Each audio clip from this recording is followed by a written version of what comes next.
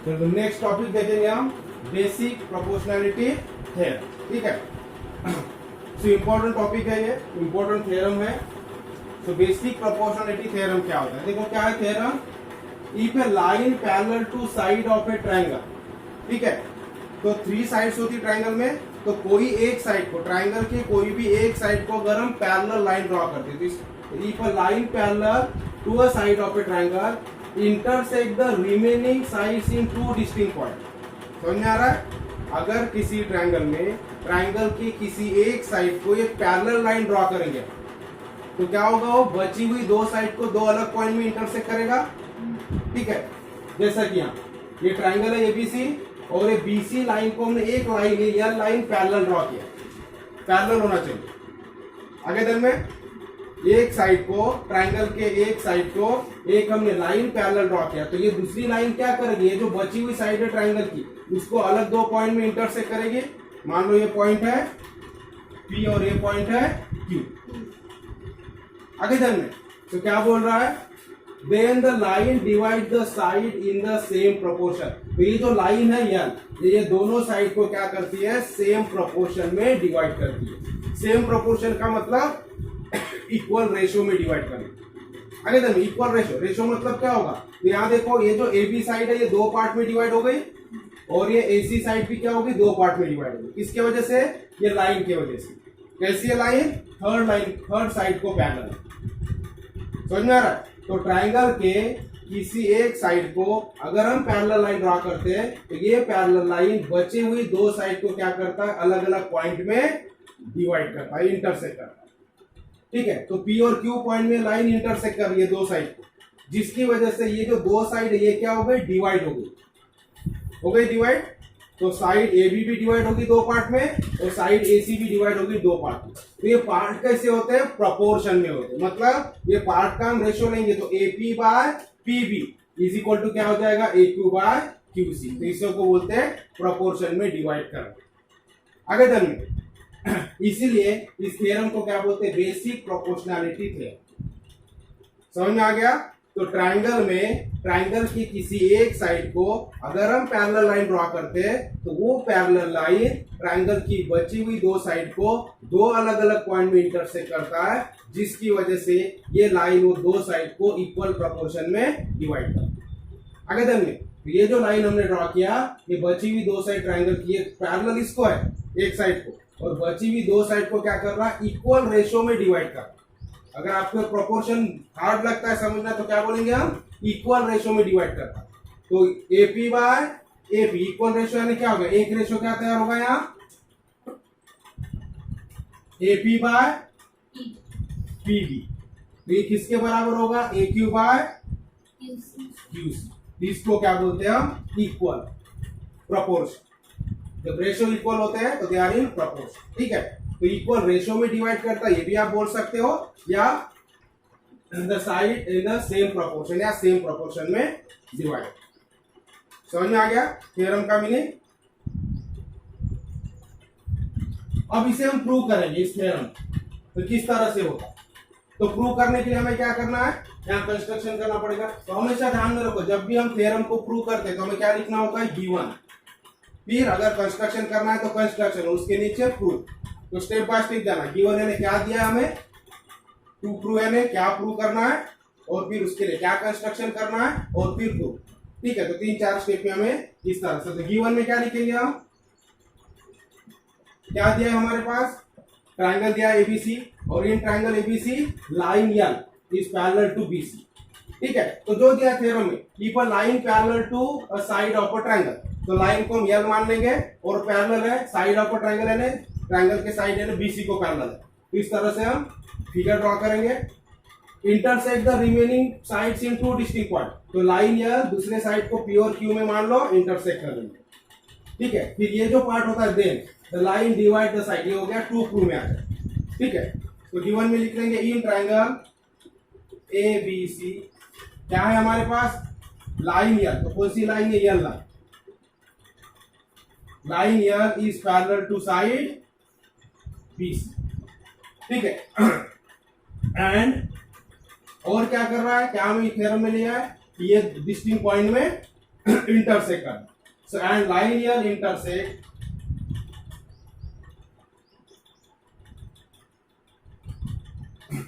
AB and AC.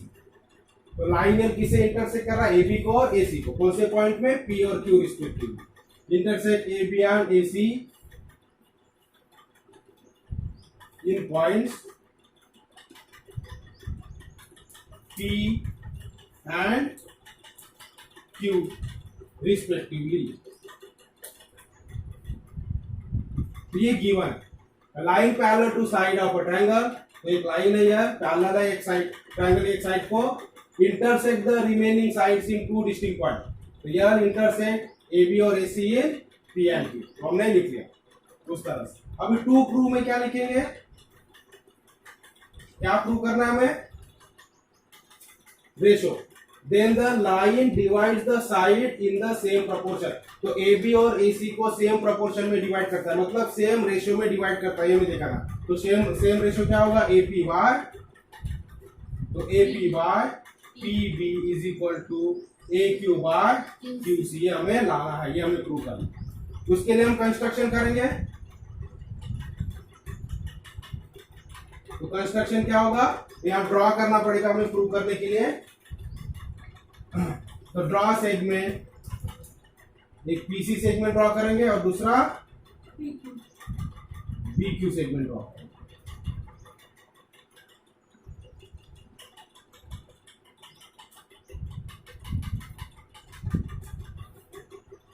तो construction में draw segment PC and segment B. ठीक है. अभी आएगा हमारा प्रूफ.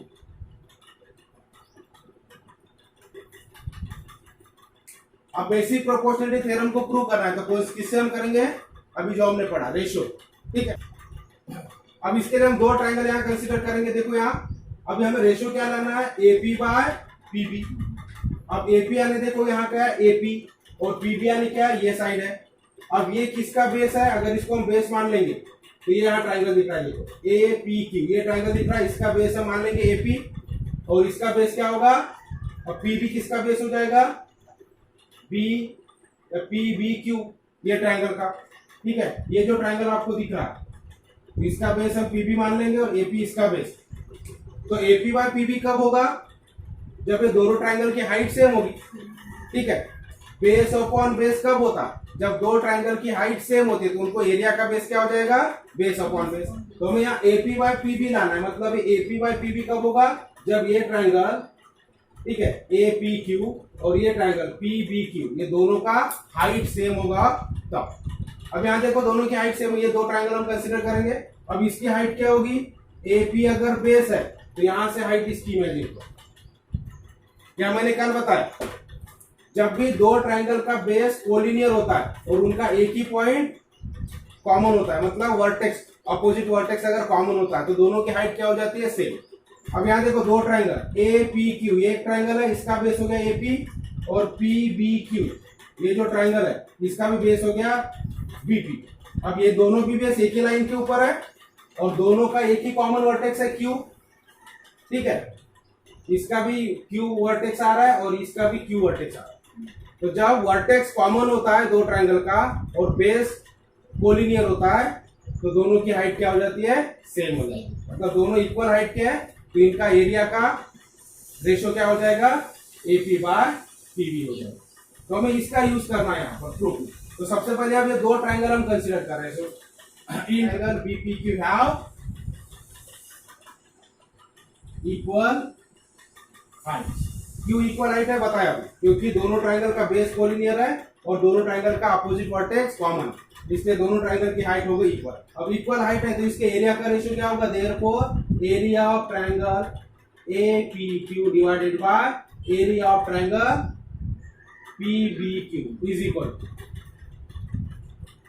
या आपकी बुक में उसको PQB लिया. ठीक है. तो उसके हिसाब से करेंगे तो PQB. तो इसको PQB बोलो या PBQ बोलो, ट्रायंगल वही है.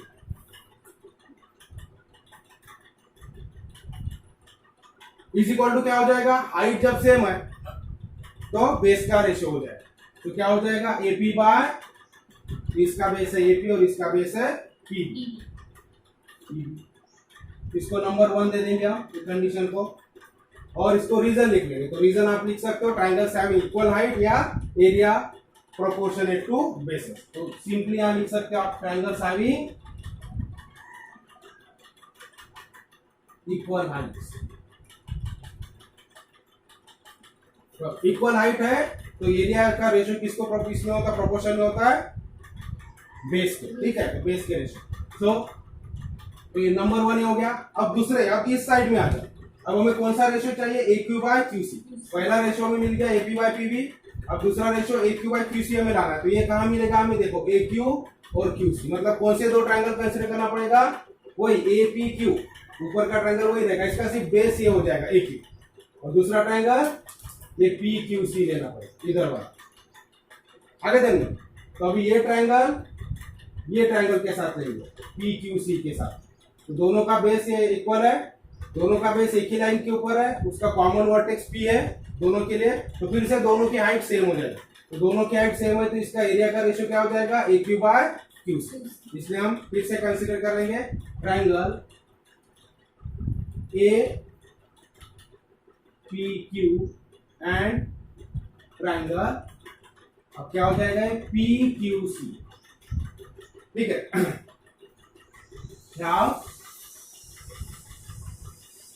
इक्वल हाइट, ये दोनों की हाइट भी इक्वल है, एंड देयरफॉर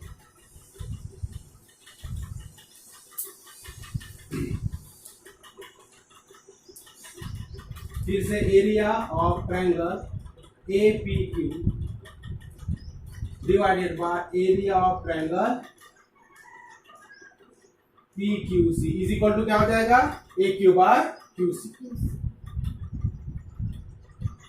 इसको दे देंगे हम 2 नंबर से। फिर से रीजन ट्रायंगल्स हैविंग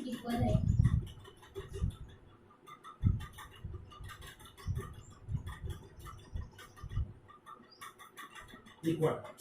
अब देखो ये दो जो हमें दो कंडीशन यहां मिली या दो इक्वेशन जो हमारे पास तैयार हो गए, तो क्या यहां में एपी बाय पीबी मिला और ए क्यू बाय क्यूसी मिला रहेगा, लेकिन हमें प्रूव क्या करना है, ये दोनों को इक्वल बताना, AP by PB is equal to A Q by QC आना चाहिए।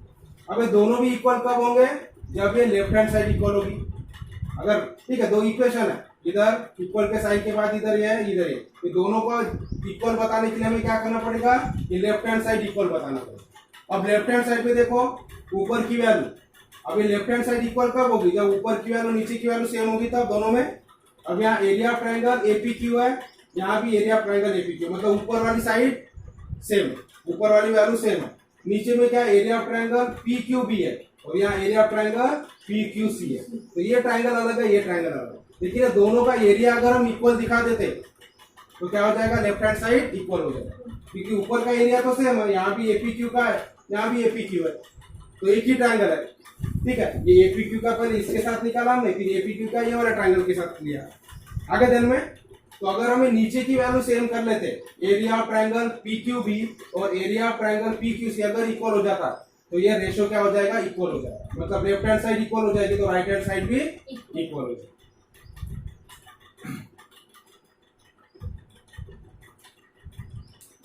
तो अब देखो उसके लिए कौन सा ट्रायंगल कंसीडर करना पड़ेगा हमें, पी क्यू बी और पी क्यू सी। तो पी क्यू बी मतलब ये ट्रायंगल और पी क्यू सी यानी ये ट्रायंगल, दोनों को इक्वल बताना पड़ेगा। अब दोनों इक्वल कैसे होंगे, दोनों का बेस सेम होना चाहिए और दोनों की हाइट सेम होनी चाहिए। अब यहाँ देखो दोनों का बेस सेम है, पी क्यू, ये ट्रायंगल है पी क्यू बी, ये ट्रायंगल इसका बेस पी क्यू है, और पी क्यू सी मतलब ये ट्रायंगल इसका बेस भी पी क्यू है, तो बेस इक्वल हो गया। अब हाइट देखो, ये दोनों ट्रायंगल कहाँ बने हुए, पैरेलल लाइन में बने हुए, क्योंकि L is parallel to BC, हमने पहले बोला L is parallel to side BC, तो यल पैरेलल है बीसी को, दोनों ट्रायंगल पैरेलल लाइन में। तो हमने कल पढ़ा अगर पैरेलल लाइन में दो ट्रायंगल होते तो उनकी हाइट क्या होती है, इक्वल होती है, हो गया। तो बेस कॉमन है मतलब इक्वल है, हाइट भी इक्वल है, तो क्या हो जाएगी, दोनों ट्रायंगल का एरिया इक्वल हो जाएगा, ठीक है। वहां लिखा हुआ है segment P Q is common, तो segment P Q is common base of triangle PQB and triangle PQC। तो PQ क्या हो गया, कॉमन बेस हो गया। सिमिलरली सेगमेंट PQ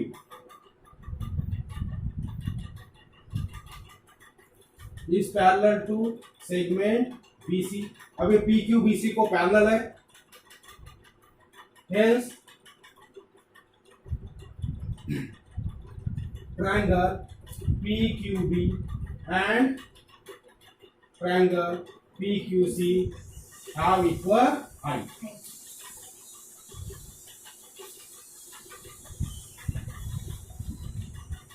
ठीक है, तो सेगमेंट PQ कॉमन बेस है ये दोनों ट्रायंगल के लिए, और दोनों ट्रायंगल तो PQ is parallel to BC, तो पैरेलल लाइन में होने से दोनों ट्रायंगल की हाइट भी क्या हो जाएगी, इक्वल हो जाएगी। अब जब इक्वल हाइट है, इक्वल बेस है, तो दोनों का एरिया क्या हो जाएगा, सेम हो जाएगा। So therefore we can write area of triangle PQC is equal to area of triangle PQC। ठीक है, area of triangle PQB is equal to area of triangle PQC हो गया।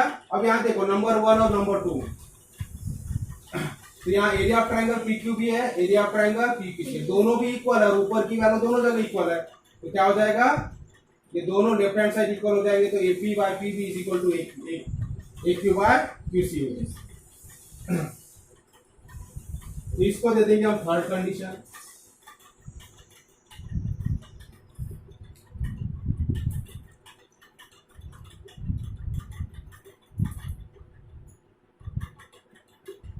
ठीक है, तो यहाँ ऊपर लिख रहा हूँ, आपको फिर बुक से नोट कर लेना, समझो। तो थर्ड कंडीशन हमारे पास है 1, 2 एंड 3। तो 1, 2 में ये कंडीशन है और थर्ड में ये दोनों को इक्वल दिखा दिया है। इसका मतलब क्या होगा, दिस इक्वल टू ये रेशो इक्वल टू ये रेशो हो जाएगा, दोनों रेशो क्या हो जाएंगे, इक्वल हो जाएंगे।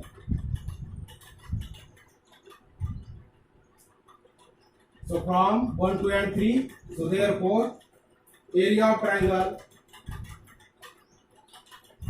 APQ divided by area of triangle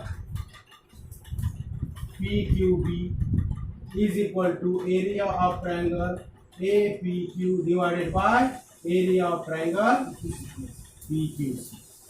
ठीक है, from 1, 2 and 3।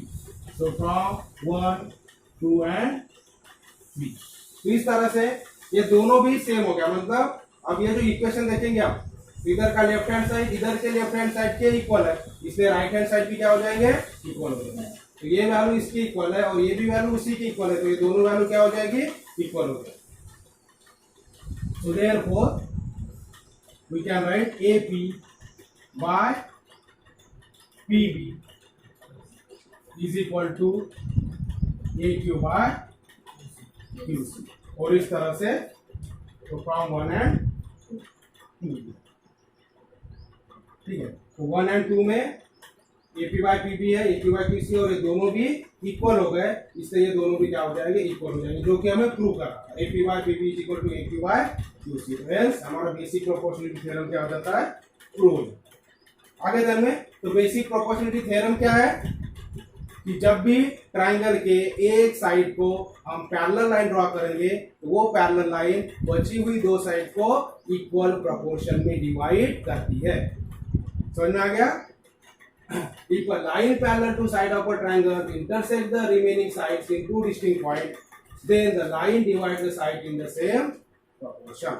आगे चल में सेम प्रोपोर्शन का मतलब इक्वल रेशियो, तो ए बी साइड दो पार्ट में डिवाइड हो गई, तो इसका रेशियो लेंगे दो पार्ट का, AP बाय PB, ये किसके बराबर होगा, जो दूसरी साइड डिवाइड हुई है उसके रेशियो के बराबर, AQ बाय QC के बराबर। तो this is called basic proportionality theorem. इसको शॉर्ट में बोलते हैं BPT। क्या बोला जाता है इसे, BPT भी बोलते हैं, BPT बेसिक प्रोपोर्शनलिटी थ्योरम।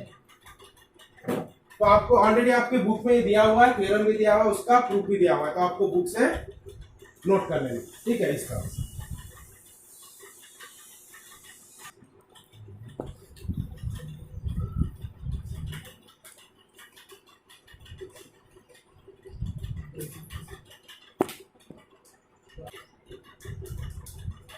अब हम पढ़ेंगे converse of basic proportionality theorem. Converse क्या होगा, यानी उसका रिवर्स, उल्टा क्या होगा।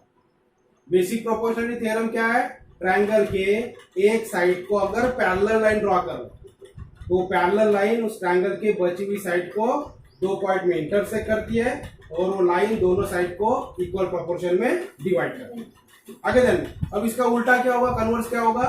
अब यहां हमने देखा एक साइड को पैरेलल लाइन ड्रॉ किए हैं तो वो बचे हुए 2 साइड को क्या करती है, 2 डिस्टिंक्ट पॉइंट में इंटरसेक्ट करती है और इक्वल रेशियो में डिवाइड करती है। समझ में आ गया। तो दिया क्या हमें, पैरेलल लाइन की वजह से 2 साइड इक्वल रेशियो में डिवाइड हो रही है, ये थ्योरम कहता है। तो कन्वर्स क्या होगा, जो यहाँ सेकंड पार्ट है वो कन्वर्स में फर्स्ट पार्ट होता है। कन्वर्स ठीक है, तो सीधा थ्योरम है हमारा, तो थ्योरम का जो सेकंड पार्ट होता है वो कन्वर्स में फर्स्ट होता है और थ्योरम का जो फर्स्ट पार्ट होता है वो कन्वर्स में सेकंड पार्ट होता है। तो थ्योरम फर्स्ट पार्ट क्या है हमारे, इसमें पैरेलल लाइन हमने ड्रॉ किया। तो सेकंड पार्ट क्या है, बची हुए 2 साइड को क्या करती है, सेम रेशियो में डिवाइड करती है। तो कन्वर्स में क्या होगा, अगर कोई लाइन ट्रायंगल के 2 साइड को इक्वल रेशियो में डिवाइड करता है या प्रोपोर्शन में डिवाइड करती है तो वो किस थर्ड साइड को क्या हो जाएगी, ट्रायंगल हो जाएगी। उल्टा आगे दिन में इधर क्या था, एक साइड को पैरेलल है इसलिए बचे हुए 2 साइड को इक्वल रेशियो में डिवाइड करती है। तो उल्टा क्या होगा, अगर कोई लाइन, हमें पता नहीं हो कैसी है पैरेलल है या क्या, अगर कोई लाइन ट्रायंगल के 2 साइड को इक्वल प्रोपोर्शन में डिवाइड करती है, इसका मतलब वो लाइन क्या होगी, ट्रायंगल के थर्ड साइड को क्या हो जाएगी, पैरेलल हो जाएगी। ठीक है, इस तरह से कि मान लो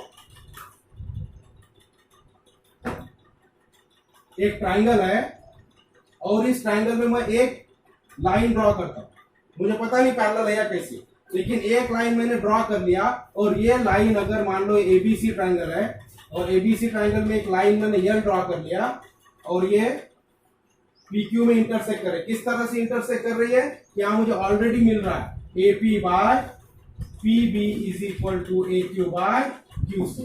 अगर इस प्रोपोर्शन में यानी इक्वल प्रोपोर्शन में डिवाइड करती है तो यल क्या हो जाएगी, यल will be parallel to third side. तो तीसरी साइड क्या है, बीसी।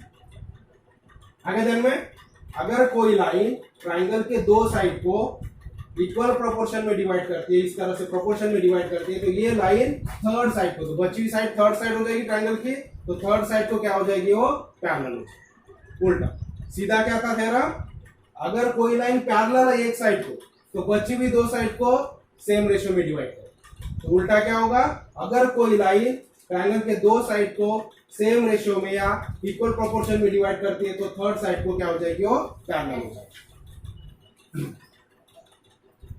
तो इसी को बोलेंगे हम converse of basic proportionality theorem.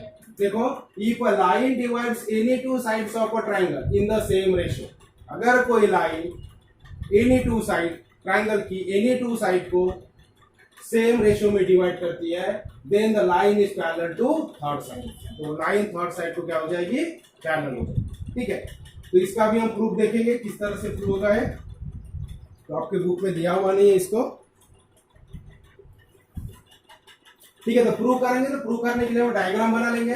तो डायग्राम हमारे थ्योरम के हिसाब से, equal line divide any 2 sides of a triangle in the same ratio. ठीक है, तो हमने एक ट्रायंगल बना लिया पीक्यूआर और एक लाइन ड्रॉ कर ली यल लाइन, और ये लाइन क्या कर रही है, पीक्यू और पीआर को 2 पॉइंट में डिवाइड कर रही है। तो ये पॉइंट को नाम दे देंगे हम, एक है एम और दूसरा एन मान।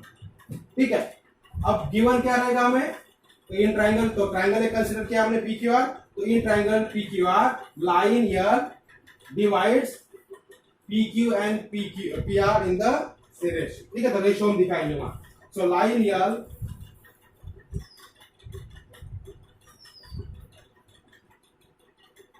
तो गिवन समझ में आया, गिवन क्या हमें थ्योरम के हिसाब से, if a line divides any 2 sides of a triangle in the same ratio. ठीक है, तो ये गिवन है यहाँ तक सेम रेशियो तक, और then the line is parallel to third side से टू प्रूव में हमें करना। तो गिवन में लिख लेंगे, यहाँ कंसीडर करेंगे एक ट्रायंगल पीक्यूआर और एक लाइन यल जो पीक्यू और पीआर को एम और एन रिस्पेक्टिवली डिवाइड करें। तो उसको लिख लिया हमने कि line L intersect the side PQ and side PR of triangle PQR in points M and N respectively. Respectively का मतलब क्या होता है, ये लाइन पीक्यू को एम में और पीआर को एन में इंटरसेक्ट कर रही है। सच दैट किस तरह से इंटरसेक्ट कर रही है, in the same ratio. In the same ratio मतलब PM by M Q is equal to P N by N R. Such that P M by M Q is equal to P N by M, ठीक है। और ये point कहाँ है, M और यहाँ, तो पी एम क्यू, तो इस तरह से, तो एम कहाँ है, पी और क्यू के बीच में, और एन कहाँ है, पी और आर के बीच में, तो P dash N dash R collinear, ये हो गया गिवन। अब टू प्रूव, क्या प्रूव करना है हमें, to prove then the line is parallel to third side. तो ये जो लाइन यल हमने ड्रॉ किया है किसे, थर्ड साइड, अब ये दो साइड हो गए इंटरसेक्ट, बची कौन सी साइड है, Q R. So line L is parallel to side Q R को हमें पैरेलल निकालना, ये प्रूव करना। ये प्रूव करने के लिए हमें क्या करना पड़ेगा, यहाँ कंसीडरेशन, ये इनडायरेक्ट मेथड से होगा, डायरेक्ट मेथड से प्रूव नहीं होगा, तो इनडायरेक्ट मेथड से इसको हम प्रूव करेंगे,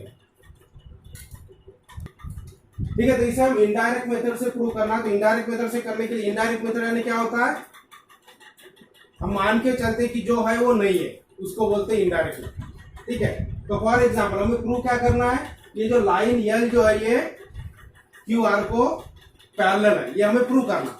तो क्या मान के चलेंगे कि मान लो ये लाइन पैरेलल नहीं, तो हमेशा, ठीक है, कन्वर्स में जो भी हम इनडायरेक्ट मेथड से फाइंड करते तो उसमें क्या, इसी तरह से हम कंसीडरेशन करते हैं, निगेटिव वे में कंसीडरेशन करते, उल्टा कंसीडरेशन करते कि मान के चलते हो है, जो है वो नहीं है उसको मान के चलेंगे, तो हमारा जो रिजल्ट आएगा वो क्या होगा, गलत हो जाएगा।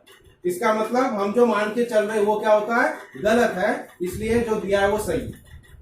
हमें प्रूव क्या करना है, यहाँ line L is parallel to side Q R, तो हम क्या कंसीडर करेंगे इसमें कि ये line L side Q R को पैरेलल नहीं है, और उसके हिसाब से उसको सॉल्व करने की कोशिश करेंगे, तो हमें रिजल्ट क्या मिलेगा, फिर कॉन्ट्राडिक्शन मिलेगा। इसका मतलब हमारा जो कंसीडरेशन था कि line L side Q R को पैरेलल नहीं है, ये कंसीडरेशन गलत है, इसका मतलब लाइन यल साइड क्यू को पैरेलल है, आगे चलने नहीं है करके करना पड़ता है, उसको बोलते हैं इनडायरेक्ट मेथड।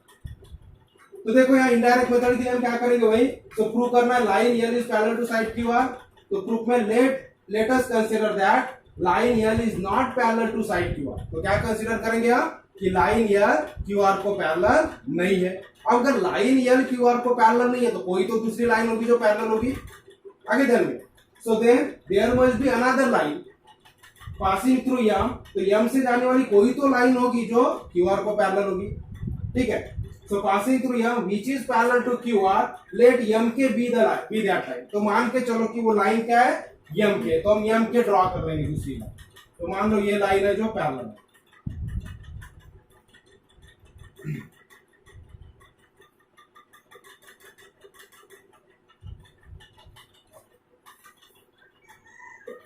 ठीक है। यहां मान लो के पॉइंट है यम, तो अगर यम है या लाइन यल क्यू आर को पैरेलल नहीं है यह मान के चल रहे हैं, तो then there must be another line, तो दूसरी लाइन होगी यम से पास होने वाली जो कि क्यू आर को पैरेलल होगी। सो लेट कंसीडर कर लो कि दैट लाइन पैरेलल जो है वो यम के है, सो लेट यम के बी दैट लाइन।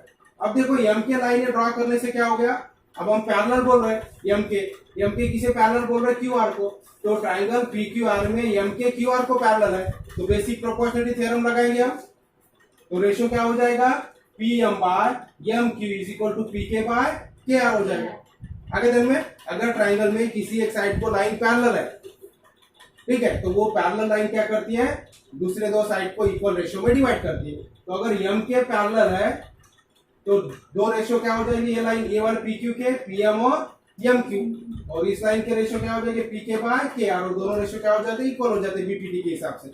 यहां लिख लेंगे लाइन एम की इंटरसेक्ट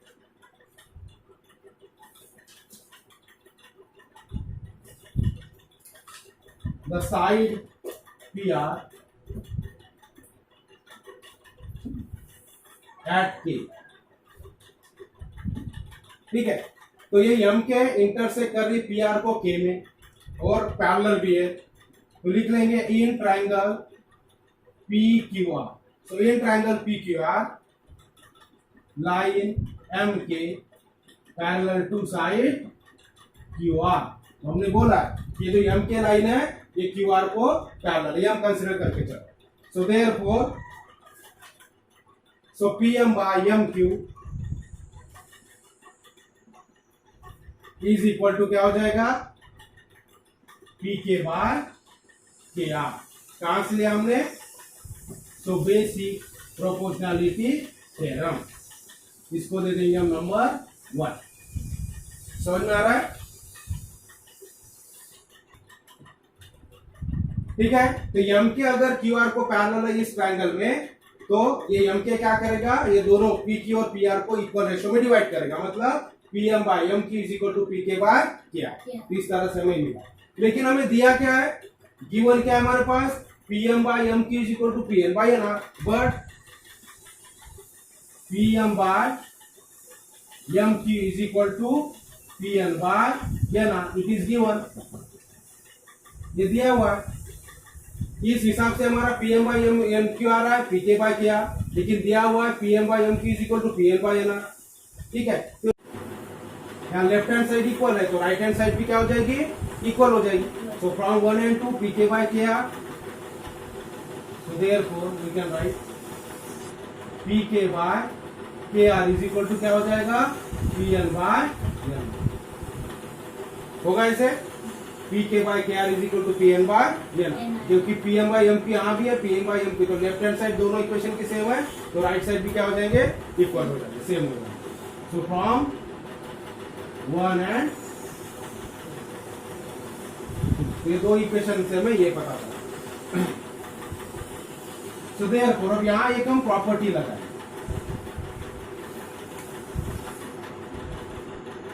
अब देखो अगर एक हमने लास्ट ईयर प्रॉपर्टी पढ़े थे रेशियोज की, रेशियोज में इक्वल रेशियोज की प्रॉपर्टी, ये दोनों रेशियो इक्वल है, तो कौन कौन सी प्रॉपर्टी पढ़े थे हमने, कंपोनेंडो, डिविडेंडो, इन्वर्टेंडो, याद आ रहा है, 9th में हमने पढ़े थे। ठीक है, तो कंपोनेंडो यहाँ करेंगे, तो कंपोनेंडो यानी क्या होता है, so P K plus K R by K R is equal to P N plus N R by N R, so by componendo।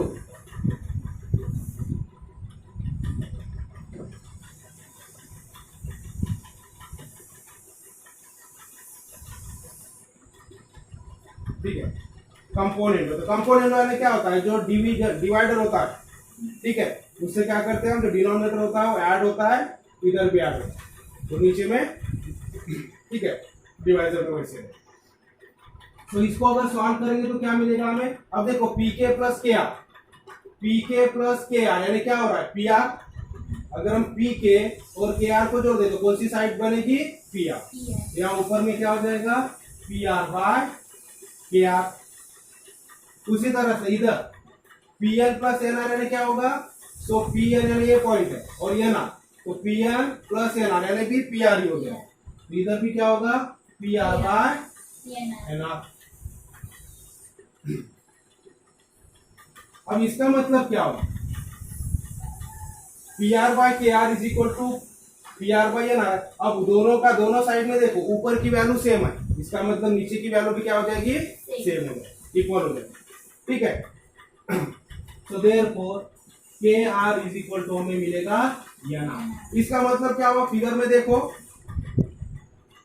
के आर और एन आर अगर इक्वल है, लेकिन इक्वल कब हो सकते हैं, जब के और एन एक ही पॉइंट होगा, नहीं तो पॉसिबल है क्या, नहीं है, क्योंकि के तो अलग पॉइंट दिख रहा है, एन अलग पॉइंट दिख रहा है, और K R is equal to N R बोल रहे हैं, तो एन आर तो सिर्फ इतना है, के आर इतना है, दोनों इक्वल है क्या, नहीं है, लेकिन हमारा आंसर क्या आ रहा है, दोनों इक्वल आ रहे हैं, मतलब कॉन्ट्राडिक्शन है ये किसके वजह से आया, ये कंसीडरेशन करने की वजह से। ठीक है, या फिर ये जो इक्वल आ रहे थे, इक्वल कब होंगे, ये के और एन क्या होने चाहिए, एक ही पॉइंट होना चाहिए। अब के और एन अगर एक ही पॉइंट है तो एम के और लाइन एन क्या हो जाएगी, एक ही लाइन हो जाएगी, तो लाइन एम के और एम एन अगर एक ही लाइन है, इसका मतलब अगर एम के पैरेलल है तो लाइन एन भी इसको पैरेलल हो जाएगा। समझ में आ गया, क्योंकि ये जो रिजल्ट दिखा रहा है K R is equal to N R, ये तभी पॉसिबल है जब के और एन कोइंसिडेंट हो, एक ही पॉइंट हो, मतलब एम के और एम एन दोनों लाइन एक ही होगी। आगे चलिए, फिर एम के अगर पैरेलल है तो एम एन भी पैरेलल, या यहाँ कर सकते हैं कि दिस इज कॉन्ट्राडिक्शन, ये कॉन्ट्राडिक्शन है क्योंकि पॉसिबल नहीं है, के पॉइंट अलग है, एन पॉइंट अलग है, दोनों इक्वल नहीं हो सकते। Therefore our consideration that line L is not parallel to side QR is wrong and therefore line L is parallel to side QR।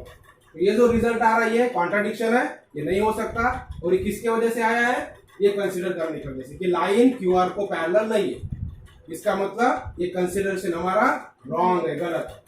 तो क्या सही है, line L is parallel to QR. ठीक है, इस तरह से लिख सकते हैं या इसको therefore the points K and L are not different.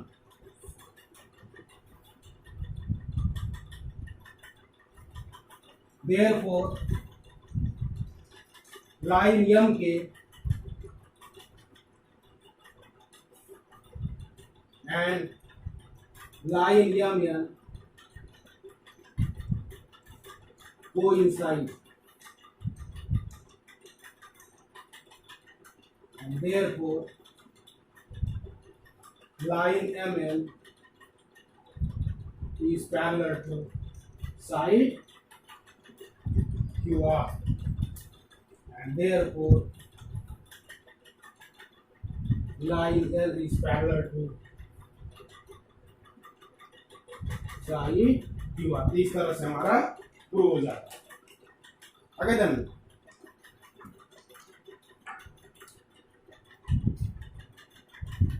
तो इस तरह से प्रूफ हो गया converse of basic proportionality theorem. ठीक है, तो देख लेना आपको, क्योंकि आपके बुक में दिया नहीं है। तो फिगर गिवन टू प्रूफ और इस तरह से आपको, तो इसको बोलते हैं इनडायरेक्ट मेथड। ठीक है, डायरेक्ट नहीं किया, हमने कंसीडर किया कि लाइन पैरेलल नहीं होगी, उसके हिसाब से हमने सॉल्व किया, इस तरह से हमें रिजल्ट मिला।